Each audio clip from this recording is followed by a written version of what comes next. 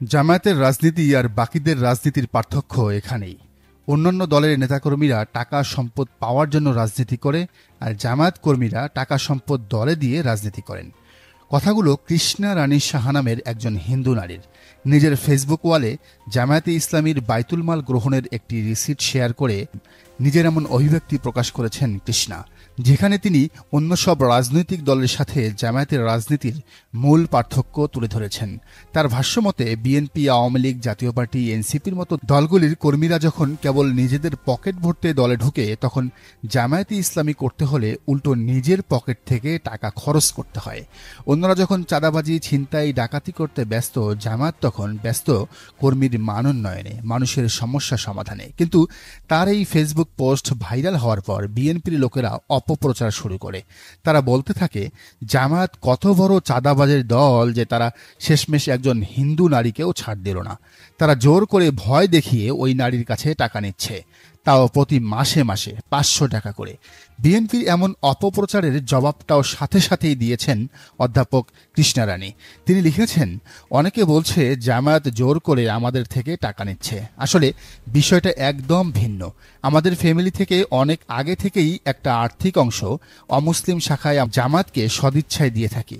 আমার ছোট বোন, মেজ বোন, দাদারা সবাই কম বেশি দিয়ে থাকেন এবং এই টাকাগুলো আমাদের সমাজের কল্যাণের জন্যই তারা ব্যয় করেন।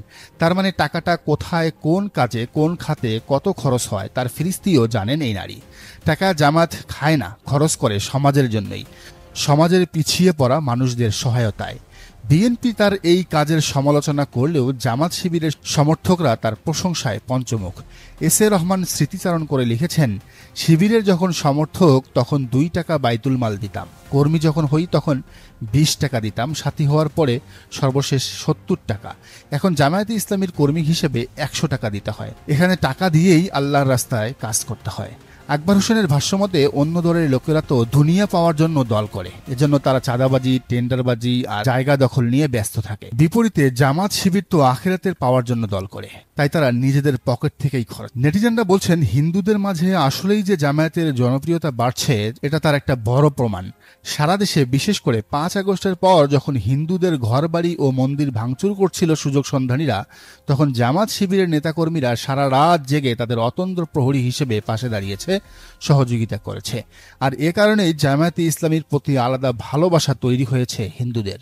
অনেকেই জামায়াতের অমুসলিম শাখাতেও যোগদান করছেন, প্রোগ্রাম করছেন নিয়মিত। এমনকি সামনের ইলেকশনে, সংসদ নির্বাচনেও অনেক হিন্দু নেতাদের মনোনয়ন দিবে জামায়াতে ইসলামী।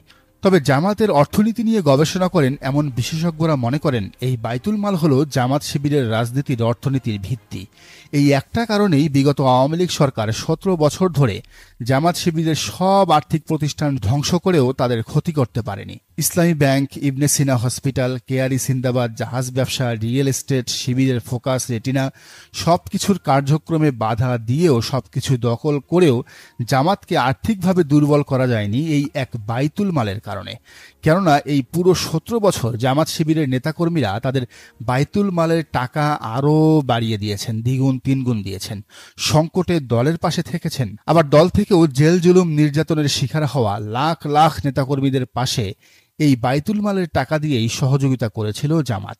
শহীদ পরিবারকে সহযোগিতা, লীগের মারপিটে পঙ্গুত্ব বরণ করা কর্মীদের পাশে থাকা, জেলে থাকা নেতাকর্মীদের জামিন, এমন নানা কাজে হাজার হাজার কোটি টাকা যে খরচ হয়েছে তার উৎস একটাই, এই বাইতুল মাল। অথচ দেখেন, এসব টাকা খরচ করা নিয়ে জামাতের কারো বিরুদ্ধে কোনো কেলেঙ্কারির অভিযোগ নাই, অর্থ আত্মসাতের অভিযোগ নাই, চুরি চামারি নাই। কারণ দল থেকে যেভাবে যত টাকা বন্টন করতে বলা হয়েছে ততটুকুই করা হয়েছে। টাকা মেরে দিয়ে ধান্দা করেনি কেউই। এজন্যই দেখবেন যে ইউনিয়নের চেয়ারম্যান জামাতের, সেই ইউনিয়নে চাল বিতরণ, বয়স্ক ভাতা, বিধবা ভাতা নিয়ে কোনো অভিযোগ পাবেন না চেয়ারম্যানের বিরুদ্ধে। শুধু চেয়ারম্যান কেন, 2001 থেকে 2006 অবধি বিএনপি সরকারে থাকা জামায়াতের 2 জন মন্ত্রী মতিউর রহমান নিজামী এবং আলী হাসান মুজাহিদের বিরুদ্ধে পর্যন্ত 1 পয়সার দুর্নীতির অভিযোগ পাওয়া যায়নি। গোটা বিশ্বেই যা বিরল। আগামীতে মানুষ তাই জামাত শিবিরকেই ক্ষমতায় দেখতে চায়, দুর্নীতি, শোষণবিহীন সমাজ গড়ার স্বপ্ন বাস্তবায়ন করতে চায়। দর্শক, বাইতুল মাল সম্পর্কে জানাতে পারেন আপনার অভিজ্ঞতা ও মতামত। আর এই চ্যানেলে নতুন হলে অবশ্যই সাবস্ক্রাইব করুন এবং বেল আইকনটি বাজিয়ে রাখুন।